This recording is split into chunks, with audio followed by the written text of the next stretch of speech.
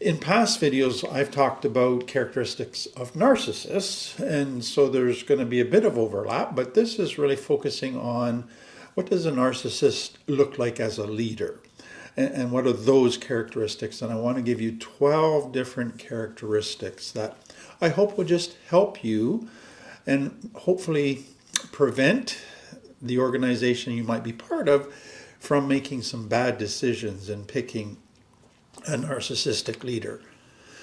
But I think before we get into that, what we really need to be able to do is establish 4 key characteristics of healthy organizations. So if you have a healthy leadership in a healthy organization, what are some kind of basic, fundamental, foundational characteristics of those organizations? Because what we're going to see is with a narcissistic leader, you're not going to have those 4 characteristics, these 4 basic characteristics, because it goes against all of their deep shame and insecurities.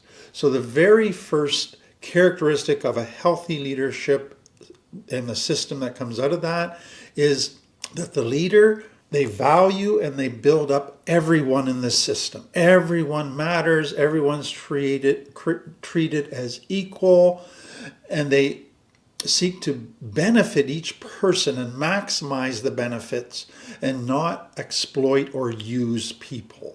It's all about we're here as a team, but we're here to help each other become the best that we can be. That's the whole mindset. Whereas in a narcissistic system, it's all about the narcissist. And so what you begin to find is that some get benefited, but not others. You get benefited if you're kind of a favorite of the narcissist right now, but if you're in his bad books, you don't get benefited. You get used, everybody gets used, but some feel there's some benefits to it for a while, but eventually they get tired of just feeling used because they're not able to develop their potential. They only develop if they make the narcissist look good, to fulfill his dreams, his purposes. And so people begin to feel not cared for. People begin to feel part of a system, a pawn that is just being used.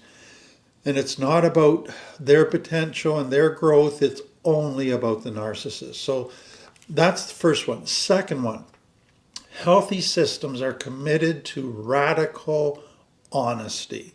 They fight constantly. Are we being deluded about our strengths and weaknesses, about our success?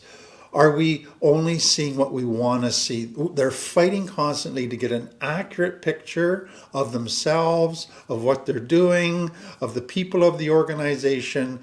Because if without truth, without that accurate picture, they're going to start making bad decisions. And so that commitment to truth is a priority. It is so important within a healthy system. But within a narcissistic system, truth is scary. It's not about truth, it's about lies, it's about deception, it's about image, it's about presenting a false image, fooling people into thinking you're something that you're really not. There's a fear of being honest because it might expose your flaws.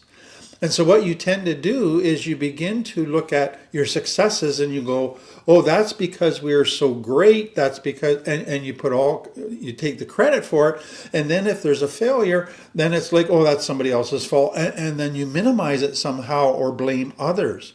Whereas in an honest, healthy system, it's like, okay, we're successful here. Is that because we're just lucky and happen to hit the market at this time? Or is it because we're doing something right? We want the truth.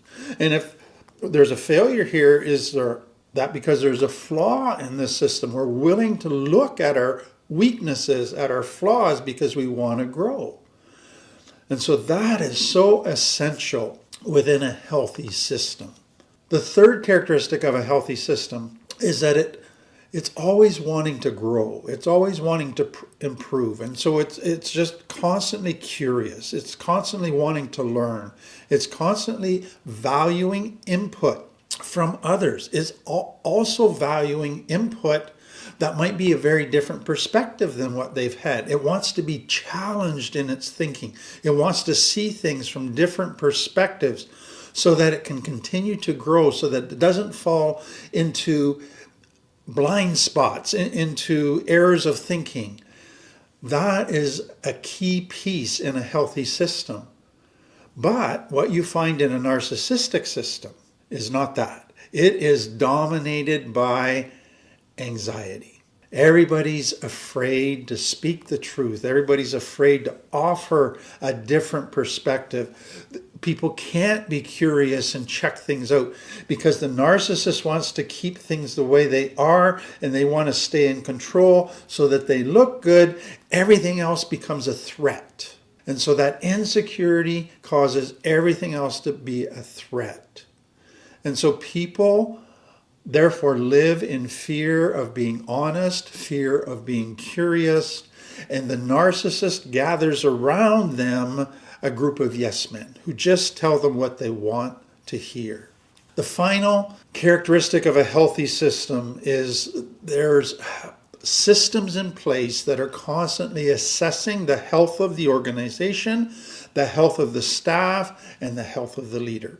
Now, many organizations that are narcissistic, they have all the systems in place to evaluate the staff and to keep them accountable, but they don't have a system in place to keep the top leader accountable and to assess their health.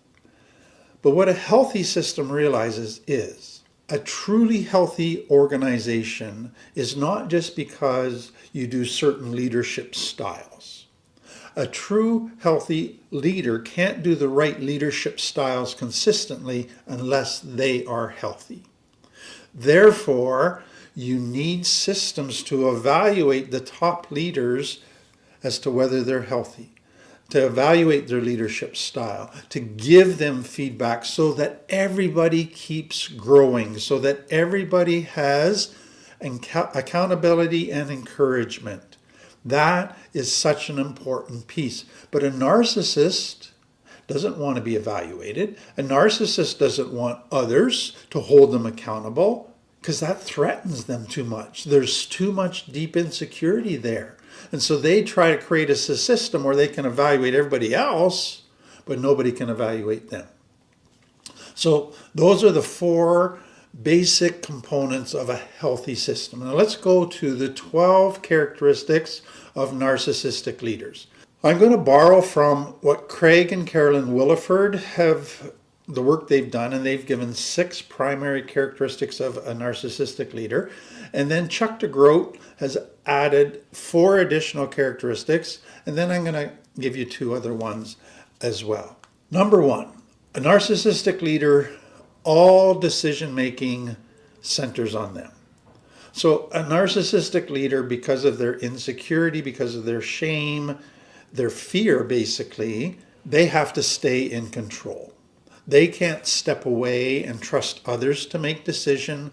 They see themselves as essential in every decision that is made. Now they can talk about empowering their staff all the time and that that's their vision for the organization, but their actions say otherwise.